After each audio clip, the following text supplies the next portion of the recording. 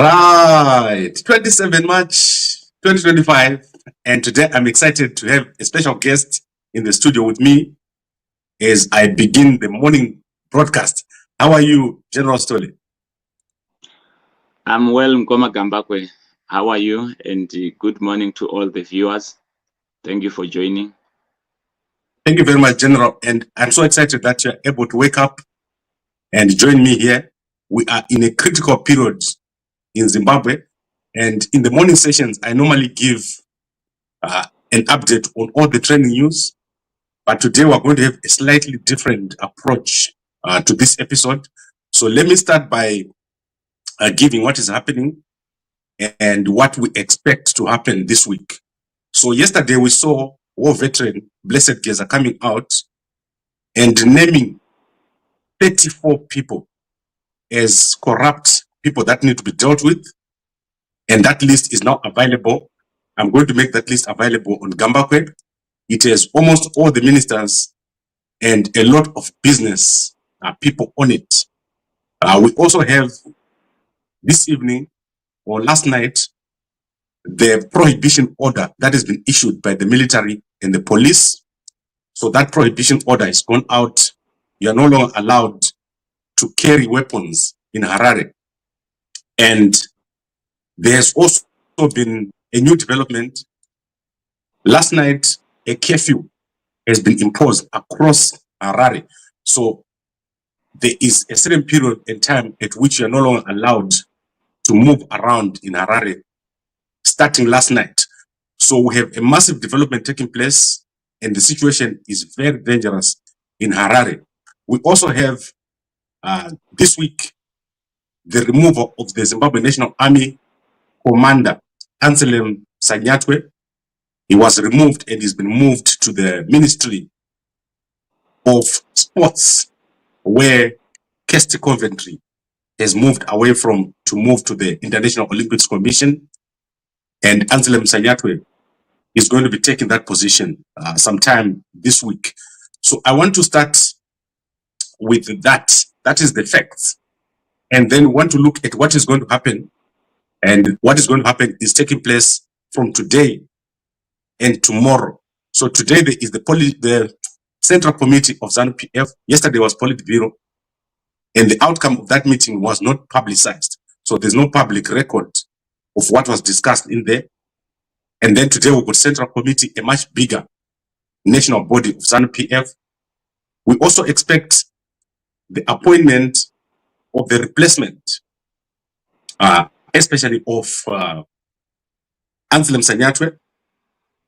And we expect Asher Walter Tapfumaneyi, who is currently the Deputy Director of the CIO, to be appointed as the new commander of the Zimbabwe National Army. He is a retired Brigadier General, and I don't know if that means his rank is going to be increased or if he's going to be promoted, and I don't know how the ranks work, and I hope that you'll be able to clarify for us, General Stole.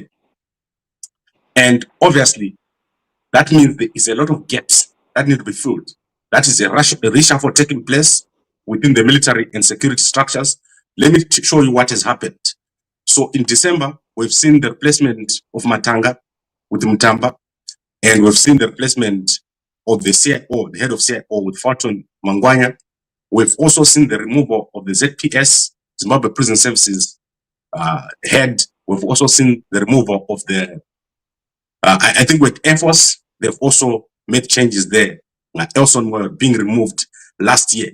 So the security structure of Zimbabwe has been changed, with the politics of Zimbabwe and the politics of ZANU-PF being intertwined. So General, take us through what is happening right now from a security perspective. Where are we? What do you think, and what are your views and predictions regarding the security structures of Zimbabwe, and take into account this proposed or sort of like discussion on the state of emergency? What is going to happen this weekend going into Monday?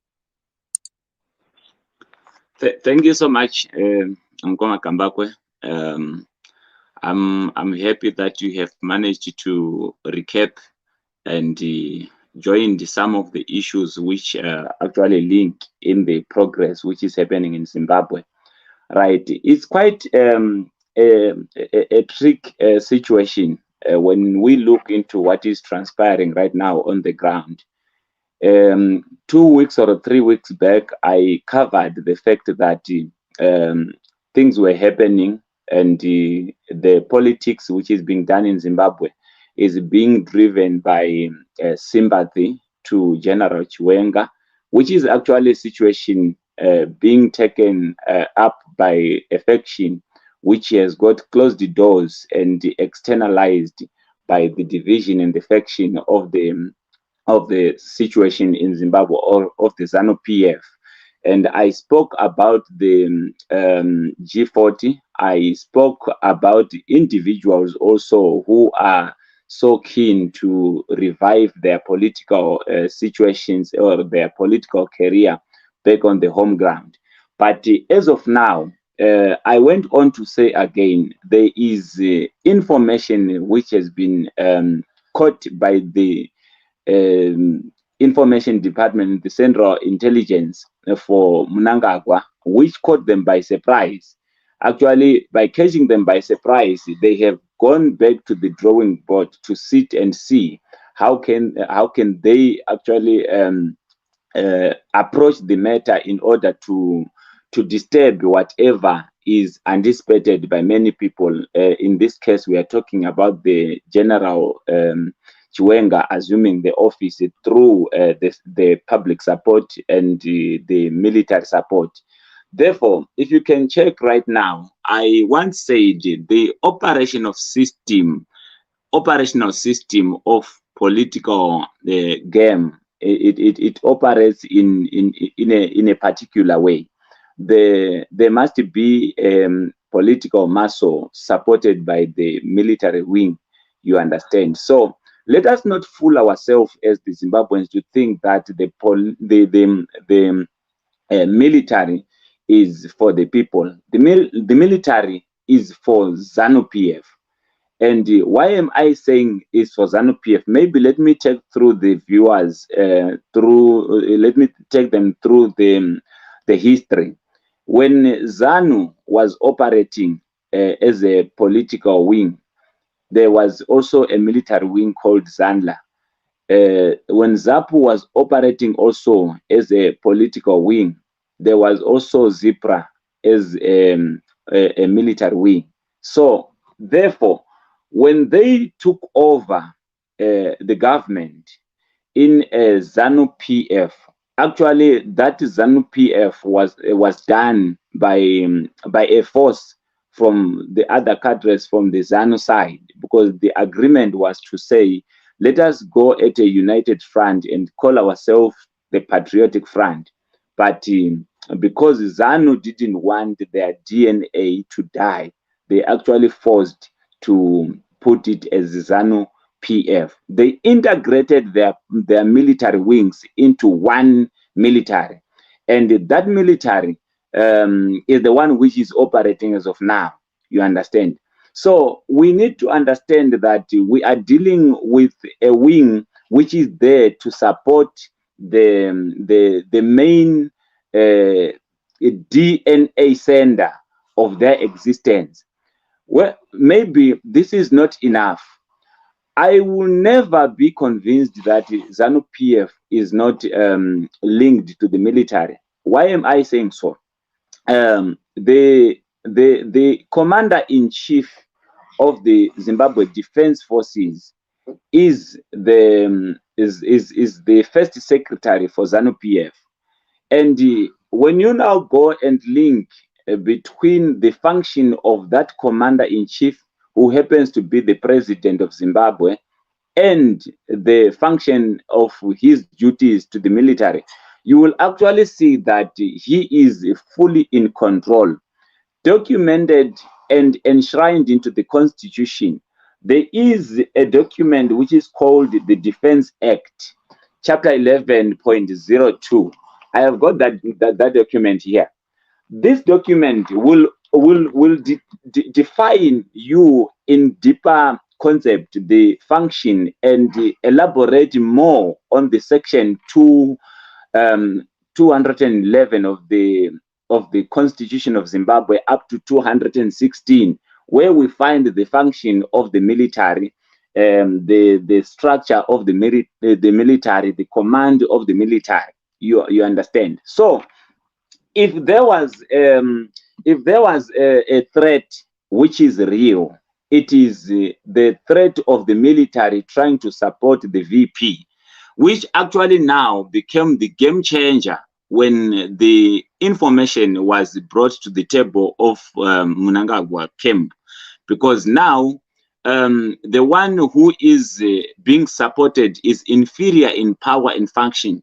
Therefore, he is maximizing the function into the support of his will, actually to sustain his power.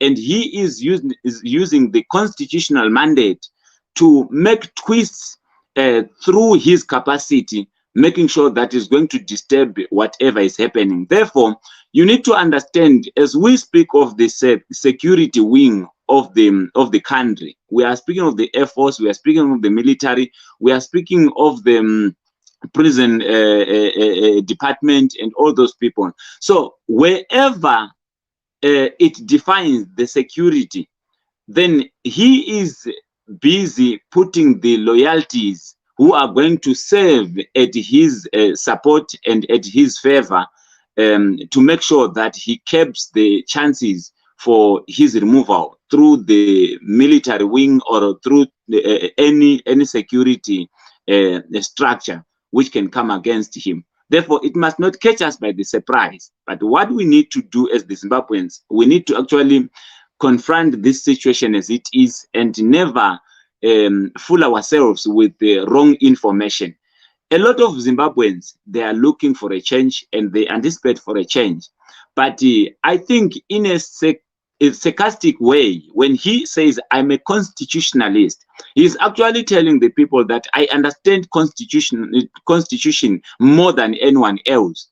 So coming to this removal of the general Anselem Sanyatwe, you will come to realize that that man is one of the brave army generals who can actually push the agenda of Andy Mnangagwa without fear or favor, because he's not starting it now. He played a crucial role into the removal of president, working alongside with him. You can check on the public domain. So he's busy attacking all the direct threats which are meant to actually push the success of this Andy Mnangagwa regime. You understand? So yeah, it must not catch us by surprise. Maybe let me give you a chance to redirect the question, but I've covered so far.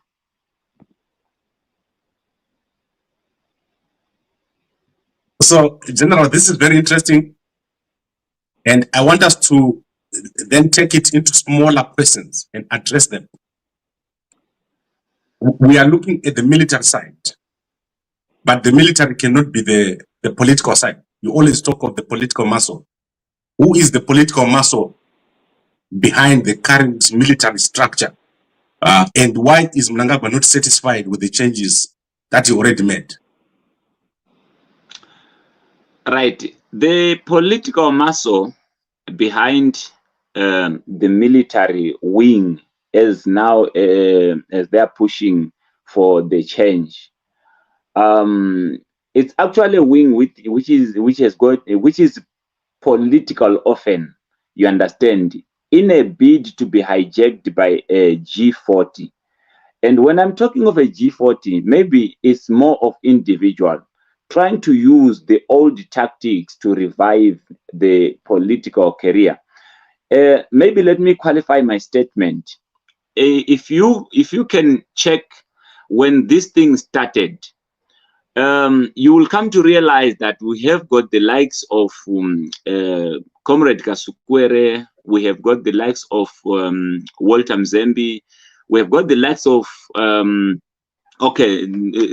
Nyoka Mabunu is also an ally to them.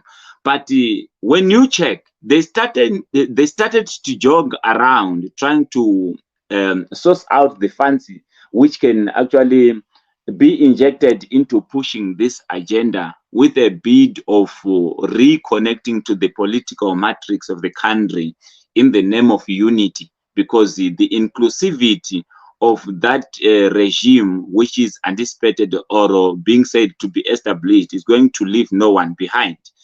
And again, you will come to realize that Walter Mzembe is in the diaspora now, trying to speak with the funders and reconnect the relationship with the promise that we are pushing an agenda, but we are running short of the finances, which I also mentioned last to say, you know, the only thing for this thing to success is that we need a military muscle, we need a political muscle, and the financial muscle, because no one is having 100% trust that this is going to be a success. So no one is also willing to risk their money. Unfortunately, with the feedback which is coming from the diaspora, they are actually running short of confidence into what they are doing. Therefore, there is a promise that first do the right thing, remove the regime, and we will give you a blank check.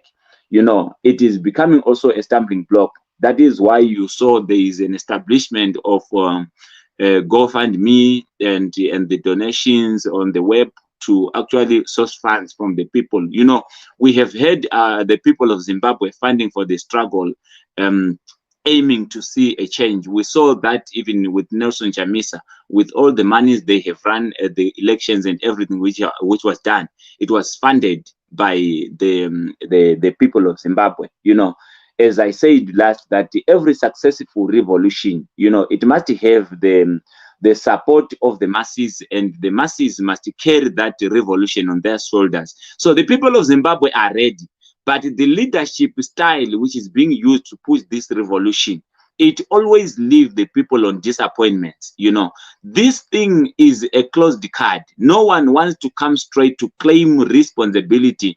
At least better now, Comrade Geza is coming. But, you know, if you can check now, I have got 100% impression that he is not on the ground. You know, he is somewhere hiding. The revelation is showing that. But now, with the effectiveness of his words, they are going to compromise the action, because the action needs the ground people who will be pushing that. I understand of the coordinators and all those things which are happening, but I think the situation now is becoming so tense for the people to come out when we wait for the day of the 31st, because the government is busy tightening the screws in such a way that as they are announcing of the debt, the situation on the ground is closing the gaps for the people to come out. As I can tell you now, it is clear and vividly so. You can see the police is the one which is active, and the police has been said to be the allies of the President Mnangagwa, because Mutamba is also aligned to him. You can see the absence of the military and being in the barracks, with the rumors to say all the guns has been locked up. You understand? They are not even coming out, not having a command to come out and all those sort of stuff. This shows exactly that whatever is transpiring on the ground, the military is behind it. But how are we going to manage the political and the political command to actually activate the revolution? This is where we are supposed to work out the equation and find out exactly how can we approach. But now, let's go back to how ZANU-PF is viewing this thing.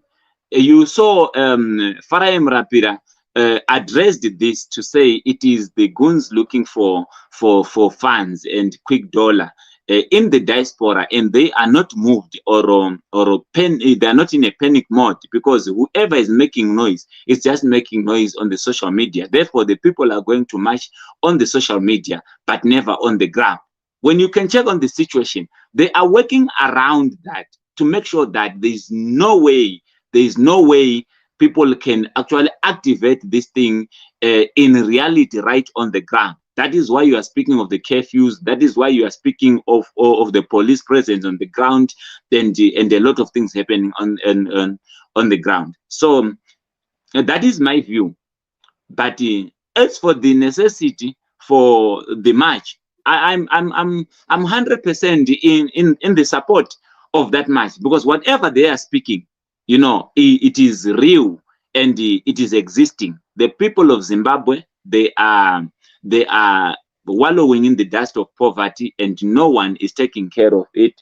But at the same time, you can see the president also has opened the doors to for each for each and everyone to come and speak to him.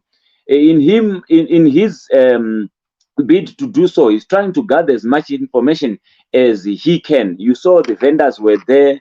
There is also a plan of meeting the war veterans across the 10 provinces on the 30th of May. You saw, so you can see ZANU-PF is not even taking this thing serious. They are planning their diary in such a way that on the 30th of May, they expect to meet the war veterans. So I don't know how exactly should we really unpack this and understand that we need to do better than what is being done.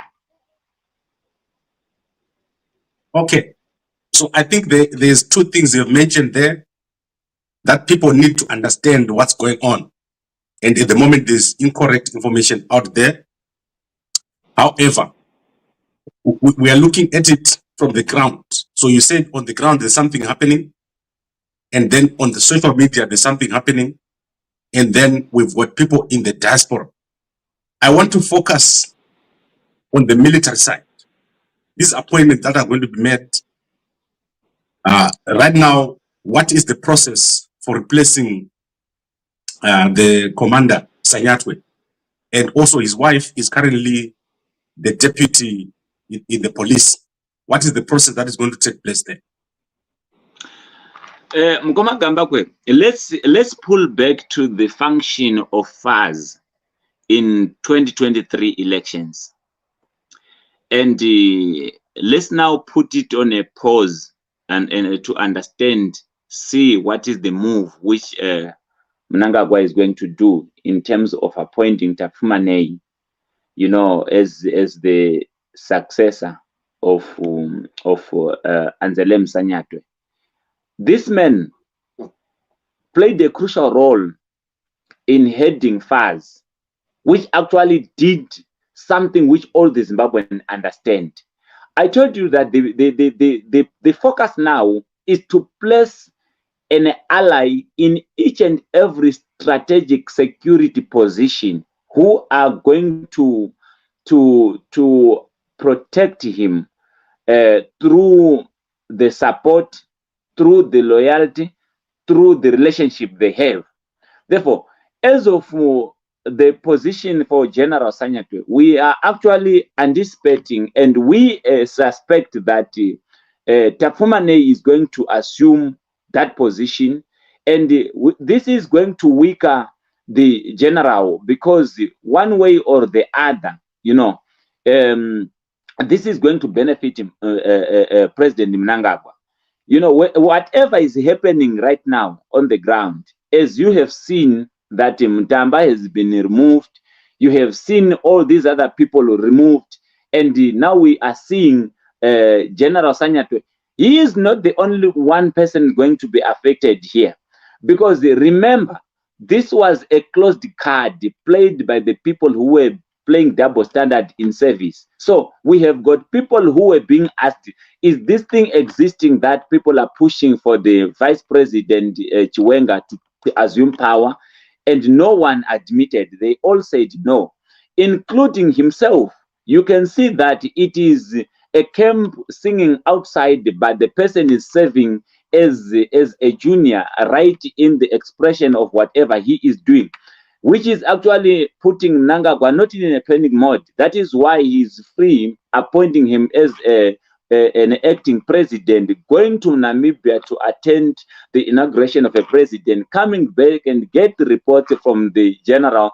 You can see now we were heading to a scarfless nation. Yesterday there was a function which was there, and you could see everyone was complying with the scarf. You understand? This must also clearly showing you that whatever is happening on the ground, it is good for the people, but the leadership is not pushing enough to actually make things come to pass. You understand? Which is going to put the Zimbabwean people now on a 75% loop of disappointments, one way or the other. Come the 31st of March, you know. So we need to confront the situation, as bitter as it is. Let us actually see that the narrative is going forward too much than the action which is happening on the ground. But mobilization is happening. 10 provinces is covered. I'm 100% sure. I can tell you that we are part of it. We are part of it. Coordinators are everywhere. People are ready. Engagements are being done, and people are ready. But the grievance which I'm having is that a lot of people who are playing the front roles, they are only speaking, but they don't want to actually execute these things on the ground, you know. So there was a lot of things which was happening. I can tell you now, on Friday there's gonna be a meeting, you know, and that meeting is going to comprise of all the people, the key actors, who are the leaders of whatever is happening. We had another meeting 2 days back. You know, I can tell you the ground is ready. We are speaking with the people. We have got everyone who is busy. Coordinators are working. We want this match to take place. But the problem, there is no one, you understand, who is understanding what to do, the arrangements.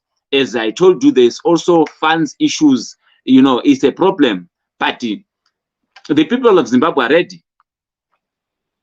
Okay, so I think it's clear. What you've said is clear. The ground is ready. People want this. They want Mnangagwa to go. But there is a political leadership vacuum. No one wants to take responsibility. No one wants to fund what is happening. And it's not clear who is going to benefit after this action, although we know that General Chiwenga is the preferred new leader of the military and the security structures. So can you give us, as a way of wrapping up, what you predict will happen within the next 4 to 5 days?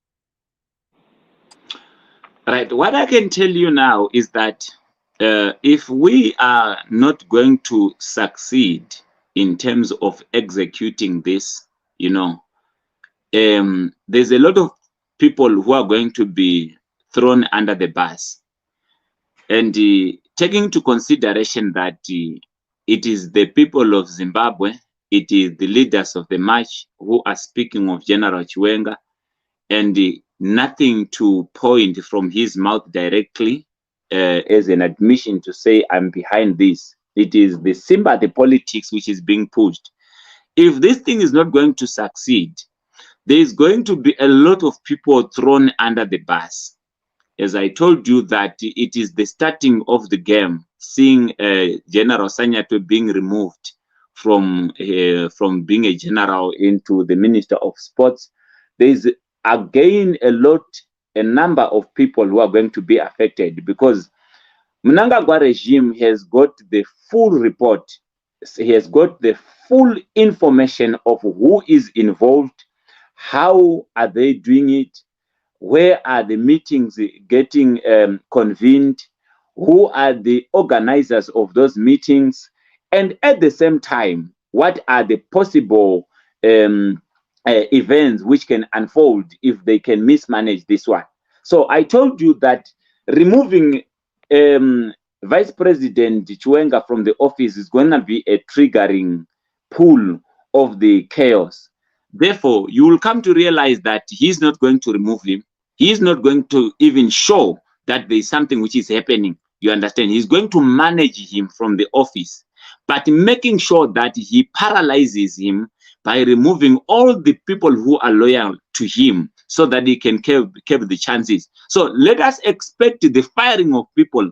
Let us expect the demotion of people. Let us also expect the tightening of the security and the victimization of the people as we are going forward towards the 31st March arrangements which are being done on the social media and the diaspora, including the people who are coordinating on the ground. But for the security reason, no one is going to be given of the names who is active, who is not active. But I can tell you that as far as we have seen the network right on the ground, the people are ready.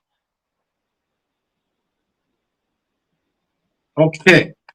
So I think we've covered it. And in terms of a summary, we've said there's going to be a lot of changes taking place, and this is going to result in a possible weakening of General Chiwenga's plans or his possibility of becoming the next president, because he's under Mnangagwa is in that position of vice president, and the guys who are organizing, like Geza, are likely to be operating from outside. Why is Geza not being arrested? Is he in Zimbabwe? Is there someone protecting him? What is the plan there? You know, the epicenter of this chaos is very dangerous in Gambakwe. I don't want to tell you lies. 100%, I'm impressed now that Comrade Geza is outside the country. You know, there is a lot of things which is happening. I told you that the soldiers has been disarmed. All of them. They might not speak about it, but the soldiers has been disarmed. Most of them, or most of the weapons are already locked up. You understand? In a bid to actually push. You know, the military works with a command, and the commander-in-chief as of now is President Mnangagwa. So he is in a position to dictate whatever he wants, and they are bound to comply. You understand? We have got one or two notorious people who are actually going against the orders. We speak of the likes of Comrade Geza. You saw now there was a communication which was done. You know, if the soldiers are all into it, Comrade Geza used the combat to address his messages. And following that address with the camouflage, we saw that there was a communique which came from the military to say it is not allowed. Even though he repeated it yesterday, it's another story to say. But the fact that one does this and the other one does this from the same camp, it shows what I said even 3 weeks back, that the army is divided. So we have got a greater part of the army which is loyal to Mnangagwa in a bid to protect their job.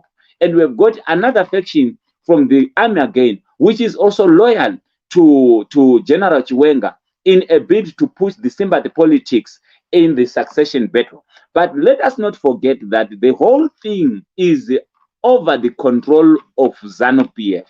Nothing more, nothing to do with the country. The country, I told you that it is being run by the system. And that system is the very same system from independence as from when it was taken over by the people who were calling themselves the nationalists, and the mandate was taken right away from the comrades and be in the shoulders of the nationalists who pushed this running system of Zigananda. You know, it has never changed.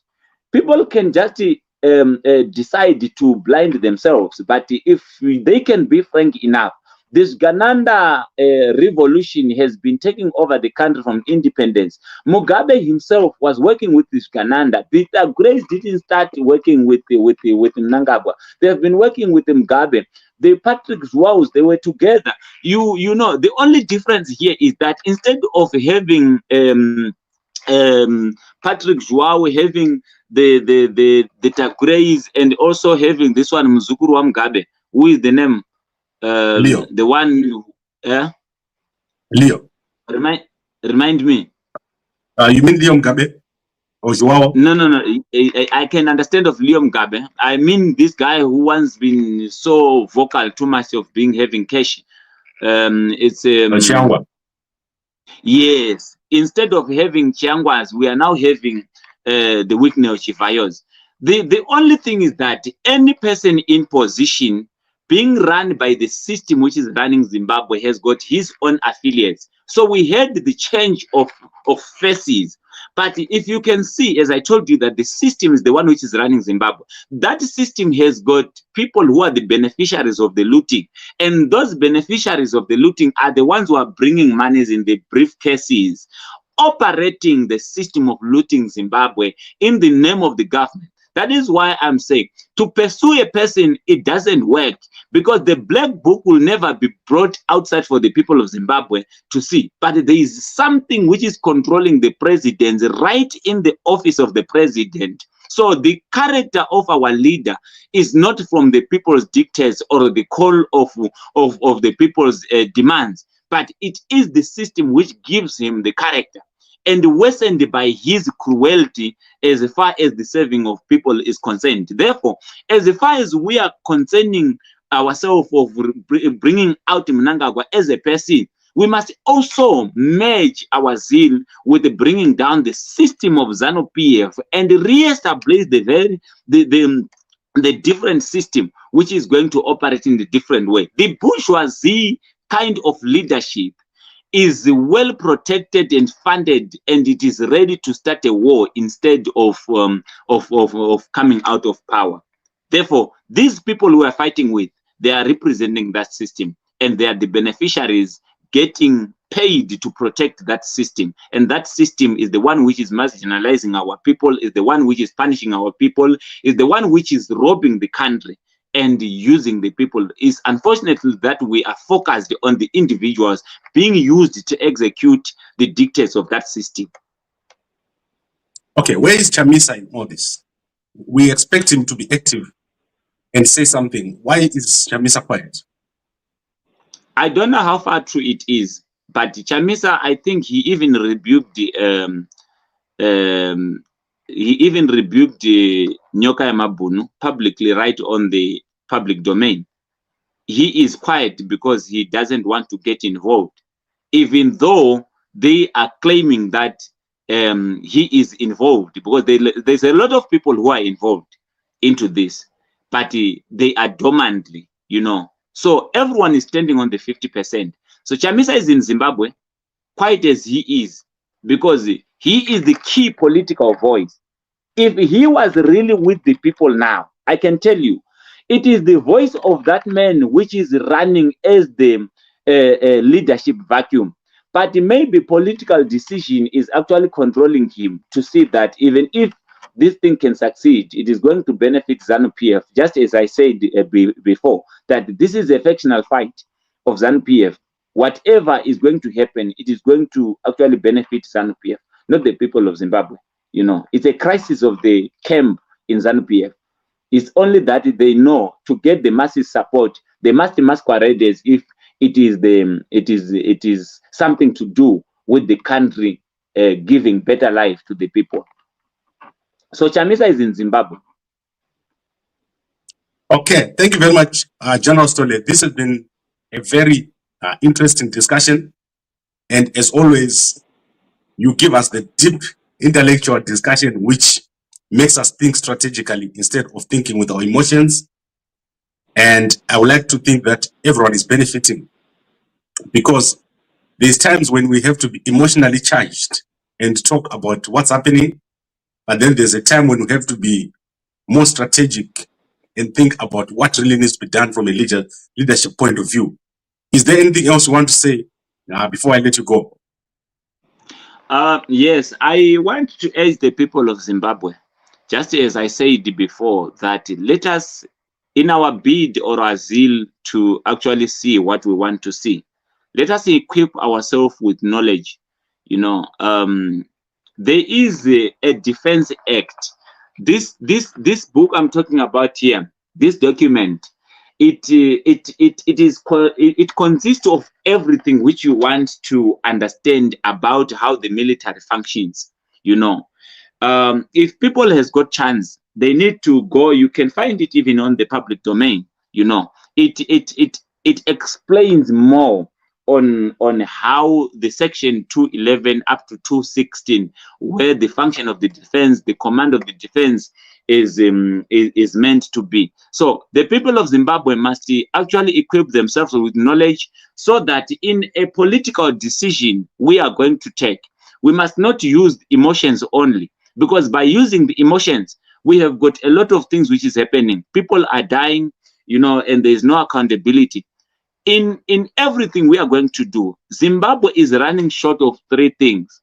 Number one, we don't have accountability. That is why our country is in a mess like this. Therefore, whatever we do, we must work around to see that there is accountability in the country. Number two, we don't have unity. Let us work around the dynamics on how are we going to bring about unity in the country. And if we have got these two, definitely so we are going to have progress. So progress is the product we want. But what is the formula, strategy, and plan we are going to use to bring about that progress?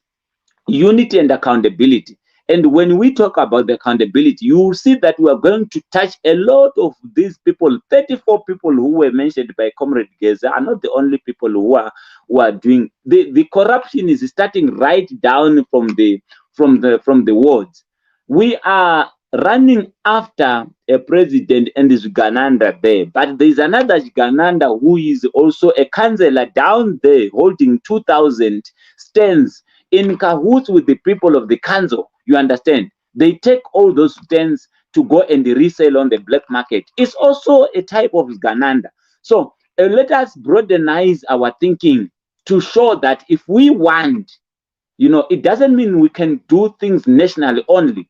Let us see people right in the ward section toying to say we don't want this councillor because he is pushing corruption. And let's see the executive starting to defend that councillor. Then we will see that ZANU-PF is actually pushing to protect its system. You know, as of now, I want to urge the people of Zimbabwe that I know that the plans there, which is being pushed, is to use the pop-up protest, where we don't see a lot of people protesting from Harare. It's gonna be every part of the country, which is going to incapacitate the police, because the police does not have enough resources. So if we say Bindura now, Chatosha, you know, for them to drive from one point to go to Bindura is going to be a problem. Once the police has gone that side, then you see that Maswingo, Chatosha, you understand? Then all those sort of things going to be a chaos in terms of maintaining the peace and order. It is a strategy which is going to be used. But amongst the things we want to see, let us push accountability and making sure that we don't allow existence of any wrongdoing by an by office holder of the system. Let us push accountability more. People must understand. Okay, very interesting. And I'm sure that we'll be talking again before Sunday, because it's very important what is going to happen now. Mnangagwa has already started. There is a curfew right now in Harare. There is police everywhere. And we expect a declaration of a state of emergency, which includes probably random and arbitrary arrests of people, locking them up, shutting down of the internet, and closing down of public spaces. So we expect this to happen within the next 2 to 3 days. And at the same time, we're going to see the appointments, very important appointments. Zimbabwe National Army Commander, we're also going to see appointment of deputies. So the replacement of the intelligence, Tapfumaneyi is going to be replaced, and also replacement of the deputy of the police, who is it Chido Sanyatwe, the wife of Anselem Sanyatwe. She is likely to be dismissed. And we're also going to see the swearing in of Anselem Sanyatwe. Is it possible that Anselem Sanyatwe can say no to that position, like people have been saying? That is a narrative being pushed by emotional people. If they are still bound to follow the constitution, as I told you, that Zimbabwe is being run by the constitution, you know, and this Defense Act, as a soldier, he is bound to obey the commander, you know. So I don't think there will be chances for him to say no. the one who is supposed or having the mandate to appoint and disappoint is the commander-in-chief. And he is being told by the commander-in-chief, he is being revoked from the duties by the commander-in-chief and reassigned. So what is more important here is to put the bread on the table, which is likely to happen, because I don't think General Sanyatwe is in a position to sacrifice his children, his family on starvation for the sake of Zimbabwe. If he managed to do that, then we would say salute to the comrade, because he really meant to be people's advocate, you know. But as I told you, that money matters now. He is being assigned to where he is going to get money, which is going to improve the putting of the bread on the table. So to engage into disobedience, which is likely not going to succeed, because the command of the defense comes from the commander. The chances are slim, but let's wait and see. Yeah, I tend to agree with you. I don't think he's going to be able to say no. But why has there been no, is there no ceremony that is supposed to take place for him to become a minister? Why hasn't that taken place? I will have to equip myself with knowledge about that. I am not 100% what is the direct procedure which they can use. We have seen a lot of appointments taking place, but I think there is an invitation which must be done to the State House somewhere to actually sign the contract, just as other ministers were signing the contract. Then let us wait for that day and see what is going to happen. Yeah, because normally what happens is when you're appointed as a minister, before assuming that position, you are called to State House to sign. And I think there's a swearing-in ceremony which is supposed to happen. This happens on the very day when you are appointed. And this was supposed to happen yesterday. You can't wait to be a minister and then be sworn in after. So I think that's, people are correct to say there's something that has happened there with the delay of the swearing in. Is it possible that he has said no to that appointment? As to say no is a public defiance. It's going to be a clear defiance to the commander. What are the consequences of coming against the orders as according to the Defense Act? You know, there's a lot of structures in the military. I don't want to agree that he actually rejected, unless proven wrong somewhere and otherwise. But I'm 100% convinced that he actually agreed to it, as much as he can grieve, but he is bound to obey, you know. So I believe that we are going to see. If he said no, what would happen if he refused to vacate the position of commander? We have seen it last year. Some captains refused to vacate. They came to work after they were removed. What would happen in that case? But in the case of General Sanyatwe, it's not the first time. The man was actually at one point removed and deployed as an ambassador. I didn't see him refusing, and he was called again to come back and reappointed, and he obeyed. So, you know, we are talking of a man who is known for obedience here.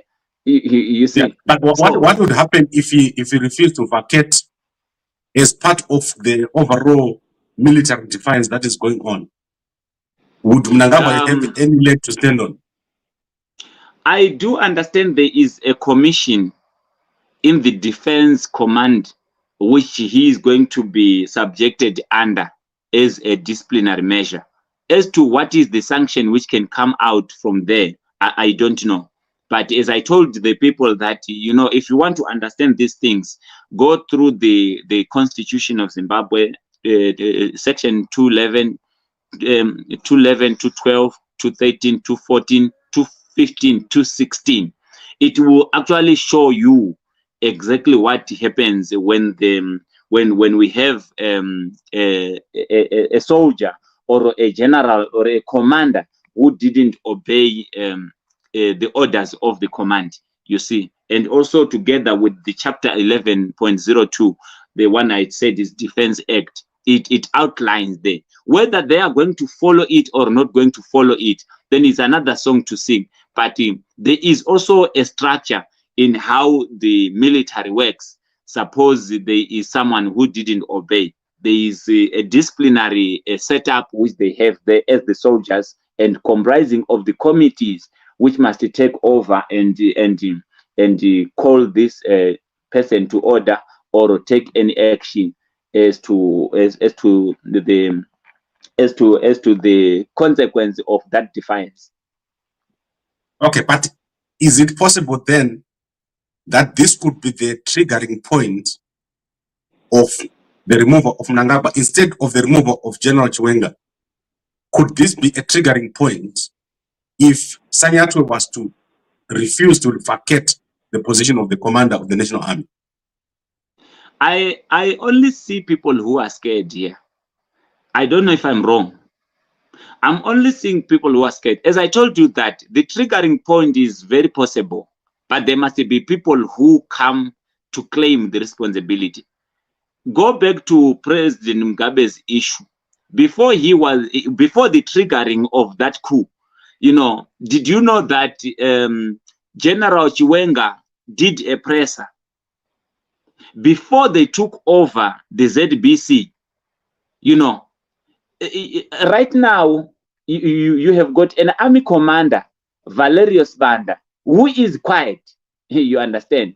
So with the chances of the triggering of all these, you know, I don't think they are very slim, because you see from the CIO, the Minister of State Security is an ally, the Minister of Police is an ally. Himself as the commander being quiet shows that he is neutral. You understand? The General Valerius Banda, he is not coming up to say is he up for this or is not up for this, you know. So the punishment or the reappointment of General Sanyatwe, you know, cannot be a triggering point, because the people who are part of this are not up to actually make it clear that we are up for this. You know, they are doing it in hiding, and the people who are calling for this match, they are doing it in the diaspora. So the ground is actually clear. No one is going to actually say no. I'm the one who is heading this, guys. This has happened. As of now, I think even your office doesn't have the names of the generals who are involved, even though they are known. But it is not publicly said to actually say this and this and this and this. They are fighting for the people, also fighting for their bread. You know, people are protecting their jobs, and at the same time, they are showing an impression to the people of Zimbabwe that we are doing something. But it is a game played on a closed card. So we only see what happens when it transpires. So we can predict. So after can we then say by Sunday, if Sanyatwe has not taken up the position of sports minister, we have a crisis? Maybe we might have a crisis. Maybe he is going to assume the office, because what we have seen are people who are advising him right on this on the social media to say musabvume kutorerwa pfuti muchipuwa tennis ball. You understand? You know, everything which is happening now is actually triggering the anger of the people of Zimbabwe, you know, but we haven't seen him responding to that. What does it mean? So maybe let us give him a time, as he was actually served with the letter, and we haven't seen any communique actually coming to oppose whatever is happening. So let's wait for the action. I said we can only predict after the action. If he is going to insist going back and render the service as the general after being revoked from those duties, then we will say now his action is showing us that he is refusing. If he stops going to render the services after being revoked, then it means he's complying, you know. So time will only tell. Let's wait and see. Okay, so that's very critical, and I think me and you will have another discussion on Sunday, your usual day, because this is a special kind of discussion that we have had today. So I hope that on Sunday we can come back and say, what has General Sanyatwe done and where is the military standing? Because at the moment we've reached the tipping point. Mnangagwa has made all his moves now. There's only one person left who hasn't been moved. And as you've said, that is Valerio Sibanda, the CTF. And the next most important military person, who is Chiwenga. And then obviously we've got Opam Chinguri. The three most important military people have not been moved. But everyone else, the brigadier generals have been moved. The police, ZPS, intelligence have been moved. So Mnangagwa has made all his moves. He has now made his last move, which is Sanyatwe, who was also removing everyone else. So he used Sanyatwe to remove everyone. Now he has removed Sanyatwe. And let's see if Sanyatwe is going to agree to be moved. Because at the moment, I believe that he has not yet signed or taken the oath to be a minister. And he has also not left his position within the Zimbabwe military. So very interesting. And on Sunday, General, we're going to come here and we have a discussion, because I think this is where everything is going to happen. As you say, if he accepts, the whole thing is dead. If Sanyatwe agrees to take up the Minister of Sport, the military guys will find it very difficult. He is the last man that should come out and say, I'm not going to accept this crazy decision by Mnangagwa for no reason. Was removed for no reason, isn't it? So on Sunday, let's have that discussion. And I think it will be a very interesting discussion going into the actual protest to see what Sanyatwe has done. And I've seen Hopo. I normally take Hopo very seriously. When he retweets something, I take it very seriously. He believes that this is going to be something, an event of some sort. That is how Sanyatwe is going to behave. Starting today, remember, he can't be a minister without that swearing in. So let's see if he's going to do it. If he does it, I can even call you and shake your hand to say, you were totally correct, that you are seeing total fear and a lack of someone to take the position and say, I'm drawing the line. So there's no one in the military right now who said they are drawing the line and they're saying, we're no longer taking what Mnangagwa is saying. Yes, thank you so much. And I want you to believe that, I want you to understand that the ground is ready. The ground is ready. When Comrade Nyoka Mabonu says Chinu Chapera, it is true, Chinu Chapera. But let us see the commanding voice. Let the command come out and say, now we are here, ready to lead. Let's go.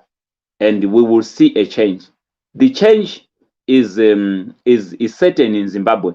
We are on a verge of a change. But if we don't actually rectify on that, having people claiming the responsibility and the ground command, we are going to sing this song until forever. And after the 31st, if there is no protest which is going to take place, I'm telling you, no one will ever come and say anything to the Zimbabweans and they will take him serious, because that will be a total failure and a clear sign that we are not ready. All right, very interesting. And General, I like talking to you because you know what you're talking about. And I don't want to tell the guys why I say that. It's very interesting to me.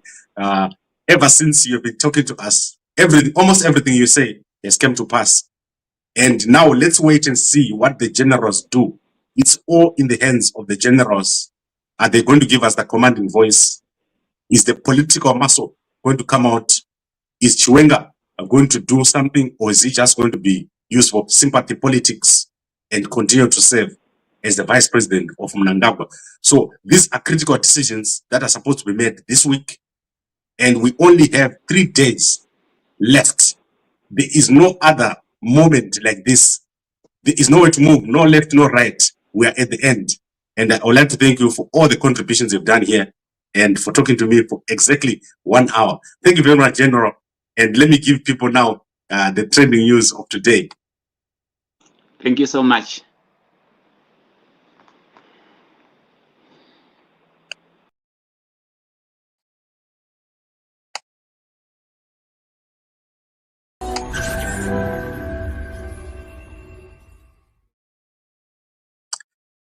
Right, so that was an interesting discussion, and we'll be talking to General Stole again on Sunday.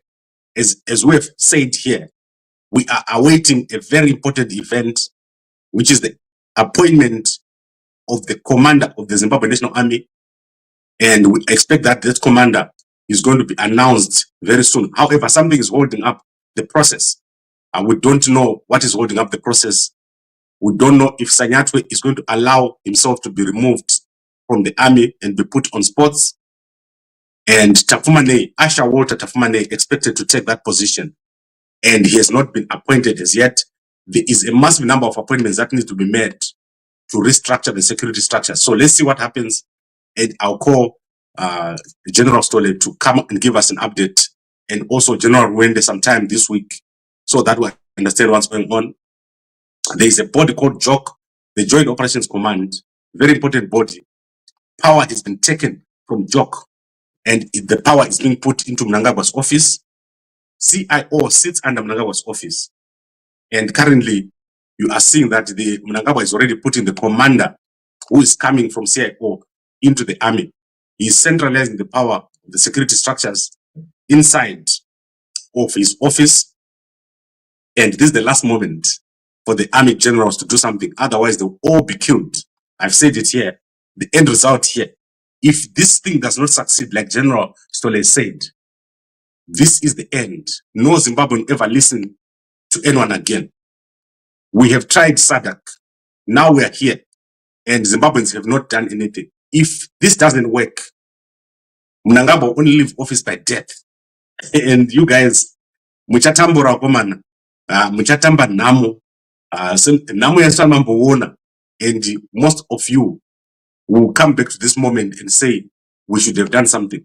So let's look carefully and think carefully and organize carefully, because this is a critical moment for Zimbabwe. Now, let me take you through the headlines. Very interesting headlines here today. I'm going to start with what is in the newspapers. So Wilson Manasseh is being implicated in a fraud. Is being implicated in the liquidation of Zimasco. The fraudulent liquidation of Zimasco is one of the people who is working with Wicknoch Vio in his company.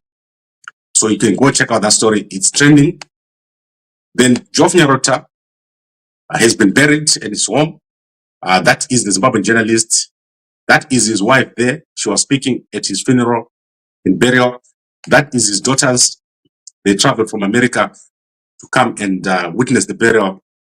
And government was represented, including Dr. Simba Makoni. I saw him over there.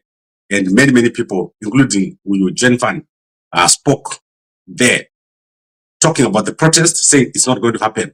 Right there inside the burial of Geoff Nyarota. Then we obviously have a big move in terms of Wicknoch Vio. Wicknoch Vio is right now in Zimbabwe. He has arrived in Zimbabwe after a long time. And this is the direct challenge to the military guys. Most of the guys have ran away. And last night, Wicknoch Vio arrived and he was being monitored by the military. Mnangagwa has placed a motorcade around Wicknoch Vio yesterday and is under heavy guard in Zimbabwe. Let's see what happens. Because if there is a change this weekend, Wicknoch Vio will be the first person to get the direct effects of that change. So let's see what happens to Wicknoch Vio, who is arrived in Zimbabwe yesterday and is not flying his private jet. He was on an Emirates flight. Then his wife, his ex-wife, Sonja, or his actual wife now, she's married to him, Sonja Manskanda, is in Japan. She's just posted a picture of herself in first class. I don't know if she was with him or what's happening here.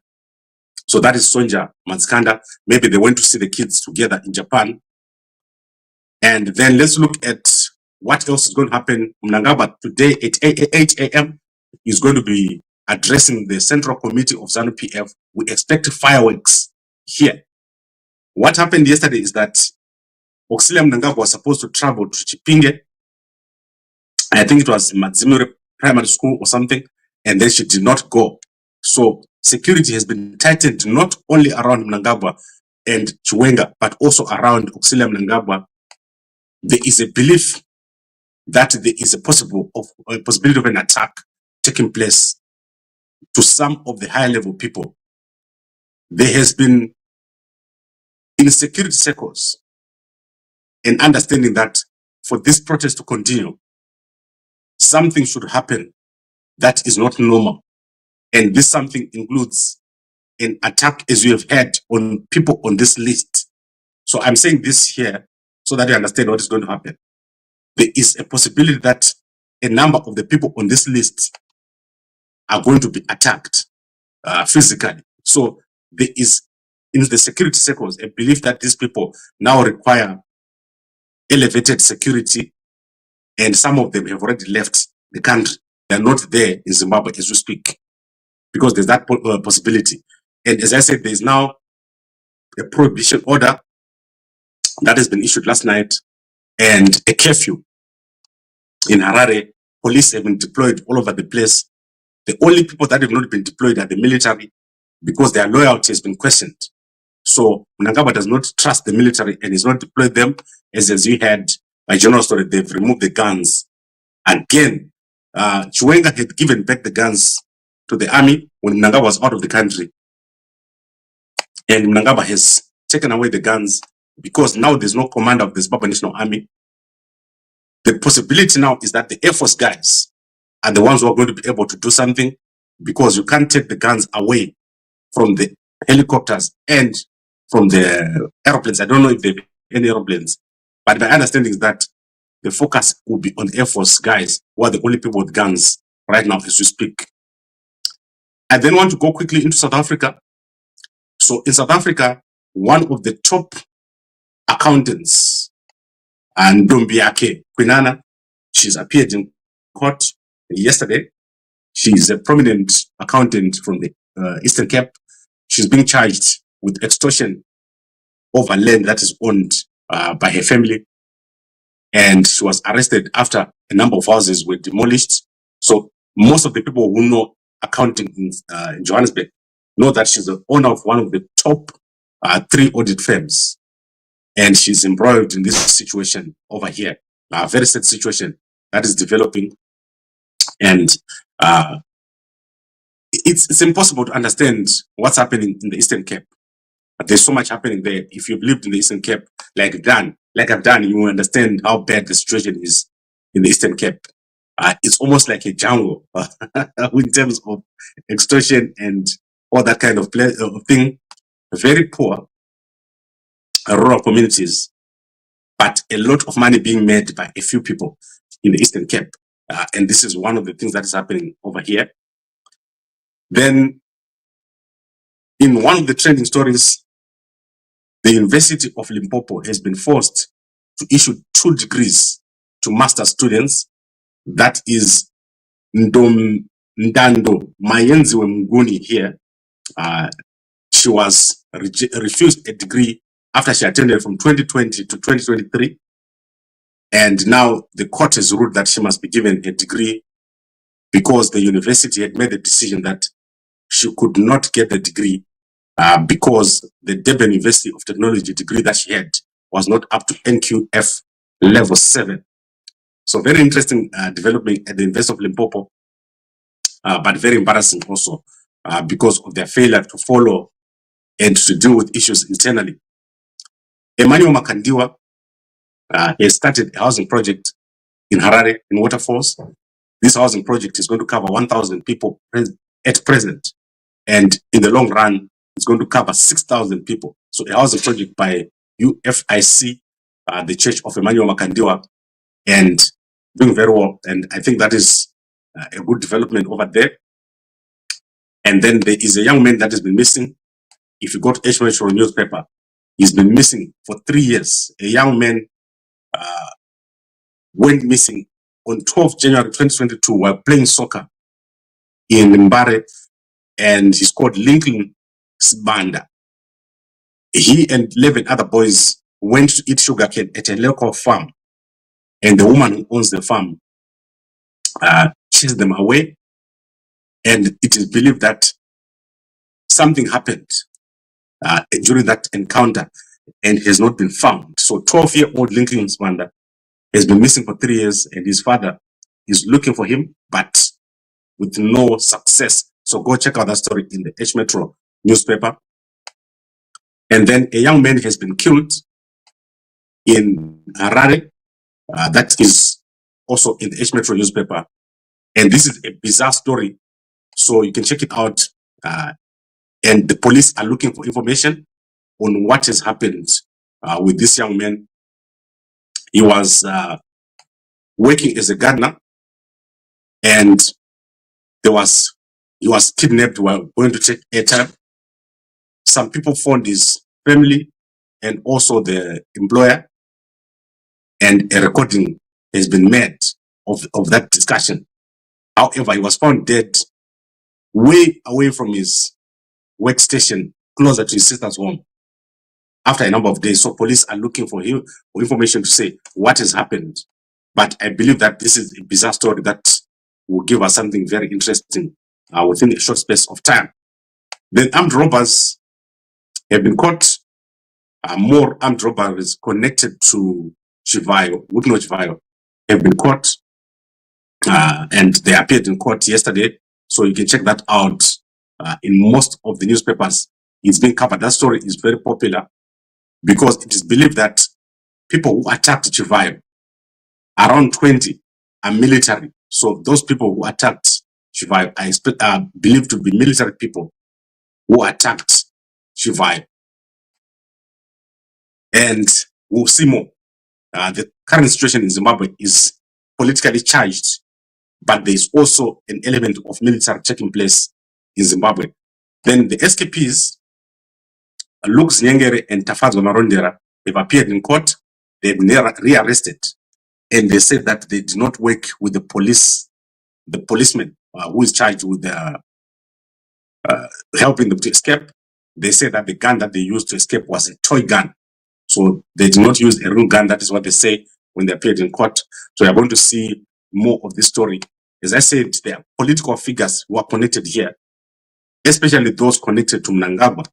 They're being implicated in this Quest Financial Services robbery, where $700,000 was stolen, and only a little amount has been recovered. So it is believed that this robbery is part of the robberies where the Mnangagwa family is involved in terms of stealing the money and concealing what has happened altogether. Then South Africa is going to lose points after they played a player against Lesotho who is not supposed to be in the team. He was banned. So Lesotho has approached FIFA to say South Africa must not be allowed to use that player. So South Africa is going to lose 2 points after they filled the Teboho Mokoena on Friday, and where South Africa beat Lesotho 2-0 for the World Cup qualifiers. So interesting stuff taking place. I don't know why someone would do that, why someone would field a player that is not supposed to be fielded. And then in terms of the relationship between the United States and South Africa, the United States of America's embassy in Sandton Drive is likely to be closed, like I said last week, if there is a renaming of that Sandton Drive to Lila Khalid Drive, because that would be a provocation to the Americans. So Joburg Mayor Dada Murero has said that there is going to be a consideration of the diplomatic factors around this decision to rename that road. So I hope that this ends well and they don't rename that road to someone who is considered a terrorist. The DA has said that the name Sandton Drive is a neutral name and there's no need to change it. So I hope that the South African guys don't go crazy and rename a road, which will cause so much diplomatic problems when there's really no need to name it. But there's no one in South Africa who cares about Hamas, and there's no one in South Africa who cares about this fight with the Americans. People want South Africa to have a good relationship with the USA. So I don't know why the people insist on provoking the United States with these crazy decisions. So it's crazy what is happening in South Africa. It's as if they wake up and say, how do we destroy our economy? And then they just find a way to do it. You can't fight with the Americans. It's like fighting with your father. You will never win. Your father knows everything and you know nothing. The Americans have a lot of capital.